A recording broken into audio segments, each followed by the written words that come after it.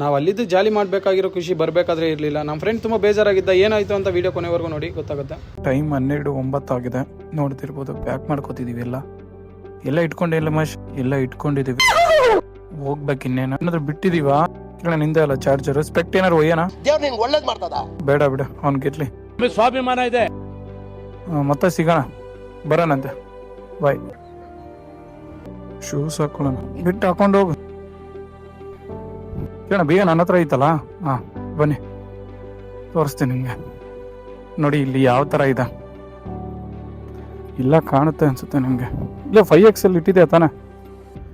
Ready to race ಅಂತ ಬಂತು. ಬಾರ. ಅಯ್ಯೋ ಪಾಪೆ, ನಮ್ಮ ಫ್ರೆಂಡ್ ಬೇಜಾರಾಗಿ ಅಲ್ಲೇ ನಿಂತ್ಕೊಂಡ್ಬಿಟ್ಟಿದೆ ನೋಡಿ.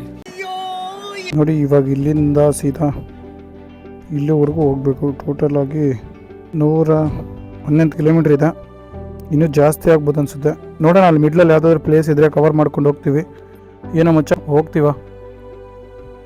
ಒಂದೂವರೆ ತಾಸಲ್ಲಿ ಹೋಗ್ಬೋದಾ? ನೋಡೋಣ. ನಮ್ದೇನು ಬೈಕಲ್ಲ, ಹೋಗ್ತೀವಿ ಅನ್ಸುತ್ತೆ. ಅಲ್ಲಿ ಹೋಗ್ತಾ ಹೋಗ್ತಾ ಸಿಗೋಣ. ಮಿಡ್ಲಲ್ಲಿ ಸ್ವಲ್ಪ ಸ್ಟೋರೇಜ್ ಕಡಿಮೆ ಇದೆ, ಹೆಂಗೋ ಅದರಲ್ಲ ಮ್ಯಾನೇಜ್ ಮಾಡ್ಬೇಕು ನಾವು ಇವಾಗ. ಸರಿ ಬನ್ನಿ.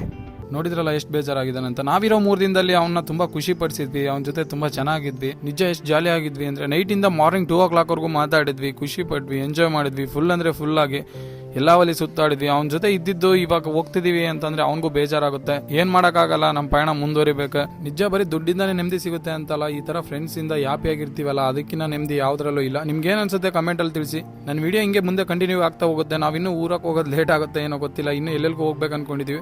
ನನ್ನ ವಿಡಿಯೋ ಯಾರ್ಯಾರು ನೋಡ್ತಿದ್ರ, ವಿಡಿಯೋ ಹೆಂಗಿದೆ ಅಂತ ಕಮೆಂಟ್ ಅಲ್ಲಿ ತಿಳಿಸಿ. ಮತ್ತೆ ಹೊಸದಾಗಿ ಅಕೌಂಟ್ ನೋಡ್ತಿರೋರು ಫಾಲೋ ಮಾಡ್ಕೊಳ್ಳೋದು ಮರಿಬೇಡಿ. ಮತ್ತೆ ಮುಂದಿನ ಅಪ್ಡೇಟ್ ಜೊತೆ ಸಿಗೋಣ, ಒಳ್ಳೆ ವಿಡಿಯೋ ಜೊತೆ. ಎಲ್ಲಿಗೂ ಶುಭವಾಗ್ಲಿ. ಬಾಯ್.